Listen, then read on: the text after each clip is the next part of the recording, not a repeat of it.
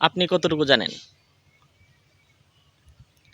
দেখুন, পৃথিবীতে অসংখ্য জানার বিষয় আছে।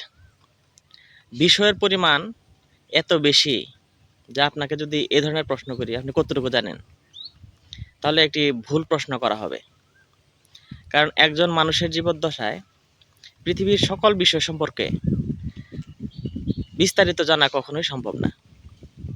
এজন্য আমাদের কলেজগুলিতে, ইউনিভার্সিটিগুলিতে বিষয় ভাগ করে দেওয়া থাকে। অর্থাৎ আপনি যেকোনো একটা বিষয়ের বিস্তারিত জানবেন, কিন্তু সকল বিষয় আপনার জানার প্রয়োজন নেই, অথবা আপনি সেটা কুলিয়ে উঠতে পারবেন না। তবে সকল বিষয়েই কিছু বেসিক নলেজ, সাধারণ বিষয় আপনার জানা থাকবে। আবার যদি আমি বলি আপনি কিছুই জানেন না, সেটিও কিন্তু ভুল বলা হবে। কারণ আপনি কিছু না কিছু জানেন। আপনি হয় যদি প্রাতিষ্ঠানিক শিক্ষা গ্রহণ করেন, তাহলেও আপনি কিছু না কিছু জানবেন। আপনি যদি কোনো প্রতিষ্ঠানে শিক্ষা গ্রহণ না করেন, তবুও আপনি কিছু না কিছু জানবেন।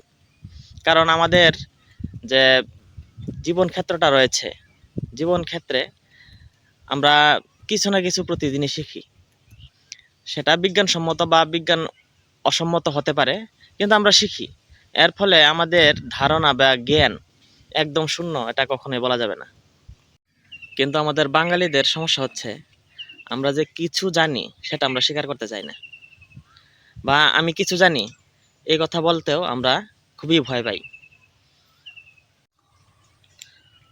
আমরা মনে করি আমরা নিজে কিছু জানি না, কিন্তু হয়তো কেউ একজন আছে যে সব কিছু জানে। এর ফলে আমাদের নিজেদের জ্ঞান চর্চার যে আগ্রহ, এই ক্ষেত্রটাই তৈরি হয় না। আমাদের হিন্দুদের একটি গোষ্ঠীর গুরুকে প্রণাম করার একটি মন্ত্র রয়েছে। আমি মন্ত্রটি বলছি: ওম অজ্ঞানতিমিরান্ধস্য জ্ঞানাঞ্জন শলাকয়া চক্ষুরুন্মিলিতম যেন তস্মৈ শ্রী গুরুবে নমঃ। এর বাংলা অর্থ হচ্ছে, অজ্ঞানতার গভীর অন্ধকারে আমার জন্ম, তুমি আমাকে জ্ঞান চক্ষু উন্মোচন করেছ, তোমাকে আমি প্রণাম জানাই। আমি এ পর্যন্ত কোনো দীক্ষা নেইনি, অর্থাৎ আমার কোনো গুরু নেই।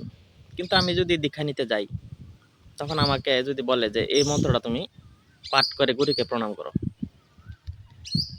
তো যেটা আমার সঙ্গে সাংঘর্ষিক। কারণ সেখানে বলা হচ্ছে যে অজ্ঞানতার গভীর অন্ধকারে আমার জন্ম। জন্মের সময় আমি অজ্ঞানতার গভীর অন্ধকারে ছিলাম, কিন্তু আস্তে আস্তে যখন বড় হয়েছি, তখন পারিপার্শ্বিক পরিবেশ থেকে, বিদ্যালয় থেকে, ইউনিভার্সিটি থেকে, ইন্টারনেট থেকে, বই পড়ে কিন্তু আমার জ্ঞান অর্জন হয়েছে, অনেক জ্ঞান অর্জন হয়েছে। এখন এখন দীক্ষা নিতে গেলে যদি আমাকে বলে আমি অজ্ঞানতার গভীর অন্ধকারে আছি, তাহলে তো আমি সেটা মেনে নেব না। এটা যদি ডিভোশনের জন্য হয়, ডিভোটেশন, আত্মনিবেদনের জন্য, আত্মনিবেদন তো এরকম হওয়া উচিত না।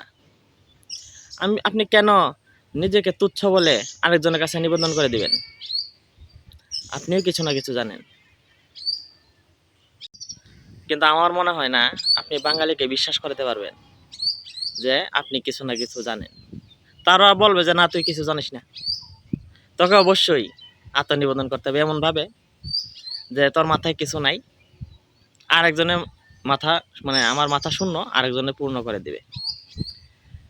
তো যেটা গঠনবাদ শিখন তত্ত্ব যেটা আছে, সামাজিক সাংস্কৃতিক গঠনবাদ, এর সম্পূর্ণ বিপরীত। এর ফলে আমাদের ধর্ম শিক্ষা হয় না। আমরা গুরুর কাছে যাই, গুরু আমাদের কানে ফিস ফিস করে কিছু বলে দেয়, এটাই আমরা মহামন্ত্র মনে করে সারা জীবন কাটিয়ে দিই। এজন্য আমি বাঙালিকে একটি নতুন নাম দিয়েছি, অজ্ঞানতিমিরান্ধস্য জাতি। অর্থাৎ এরা অজ্ঞানতার গভীর অন্ধকারে নিমজ্জিত। তো সবাইকে ধন্যবাদ জানাই। অনেক কথা বললাম। আমার কথাগুলিতে অবশ্যই পজিটিভ কিছু খুঁজে নেবেন। আমি চেষ্টা করছি নতুন জ্ঞানের আলোকে আমাদের জীবনটাকে নতুন করে গড়তে। তো সবাইকে ধন্যবাদ জানাই। আমার ভিডিও কেমন হয়েছে কমেন্ট করবেন, এবং আমার এই ধরনের ভিডিওগুলি কেমন লাগে সেটা জানাতে ভুলবেন না। Thank you.